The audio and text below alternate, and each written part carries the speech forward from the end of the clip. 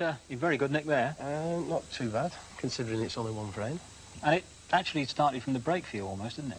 Well, I did make a slight error on the break, which led to me having the advantage because I left Eddie a difficult first red. And that was a problem for you, Eddie?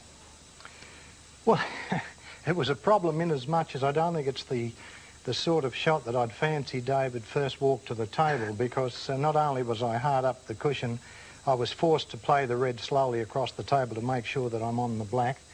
I've managed to miss the ball, and Tony was away, and then later on I took a risky long one, which I felt I had to do anyway, and I just wasn't good enough to knock it in, so I've paid the penalty. Eddie, actually, that's, what, 2 years running that's happened, isn't it? I remember you played Willie Thorne, wasn't it, last year? Yes, same sort of thing, wasn't it? Willie bowled it on me, yes.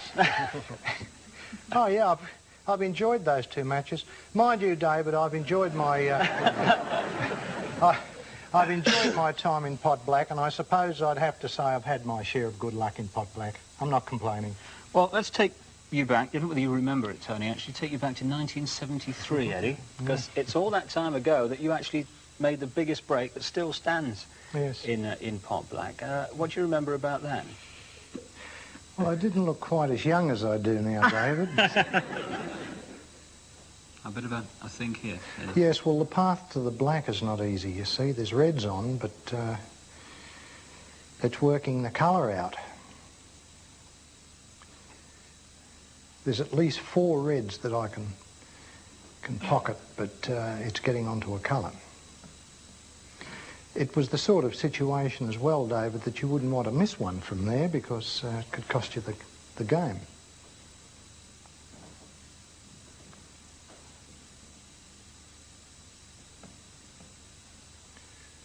Play the cannon onto the red there to hold for the black.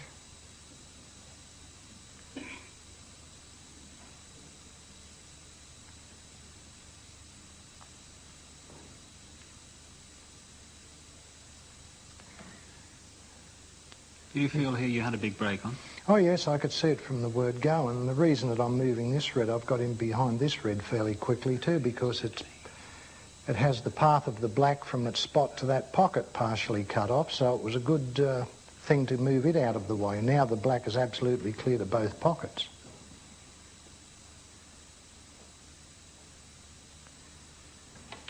I have to say, how do you remember all this? 1973. Well, I'm still playing the same way today. You see, I've left an angle on this black to take the black into the corner and move the white ball onto the end cushion and up behind the red into the opposite corner pocket.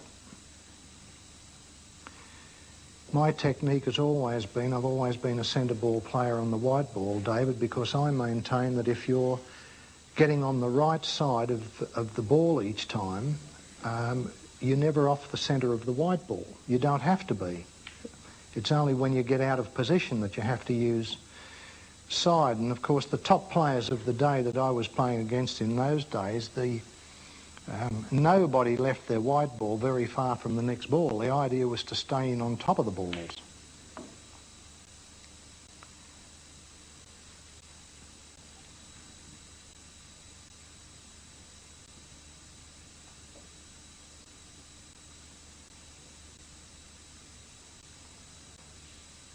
Just stun the white ball out for the black on this occasion.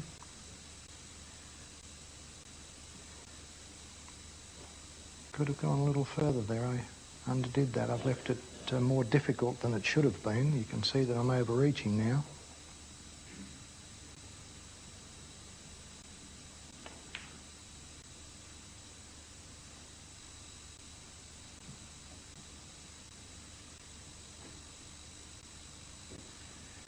Just onto the cushion and again here with the white ball. Onto the cushion and off.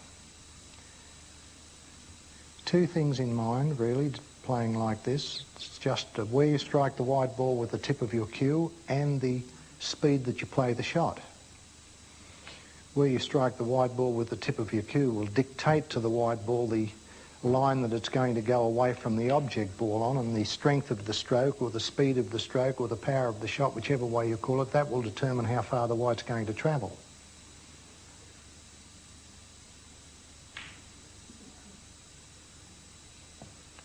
Now that's when I decided to take the pink, because of the red over by the side cushion.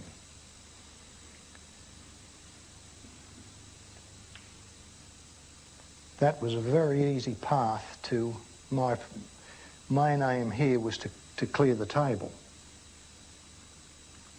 I knew that 100 hadn't been made on before, so I thought, well, I'm going to make sure of this, and I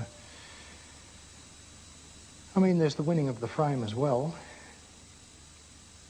I've got it safely in the bag now, of course. Spencer couldn't win from here.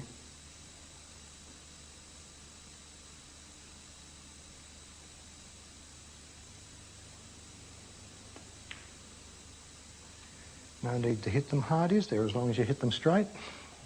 So that was the first pot black 100 break? Yes.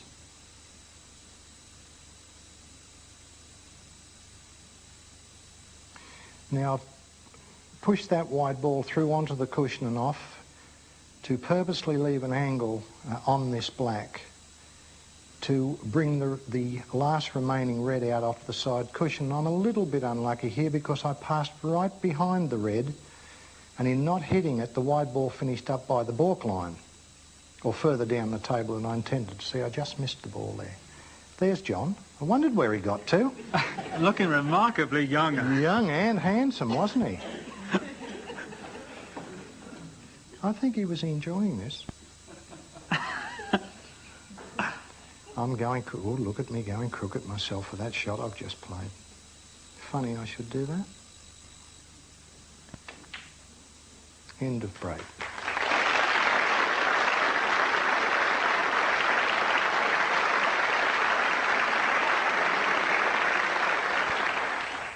So there, the 110 break by Eddie Charlton that still stands today as the highest break in pot black. Our thanks for Eddie for talking us through that break from 1973. Congratulations again to Tony Knowles through to the quarter-finals.